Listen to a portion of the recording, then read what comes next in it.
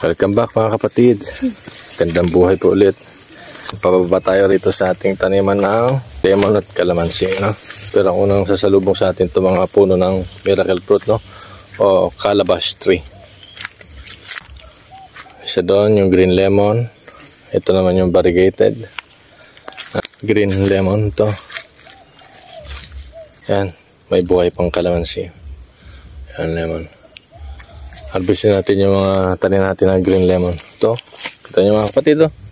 Oh, yan, oh. Yan, okay. Namuha na rin itong isa, oh. Yan, dahil bulaklak, oh.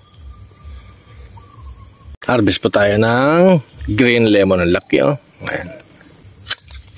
Yan. Tapos, iti-trim na natin itong ating puno ng lemon. Ayan, oh. Yan.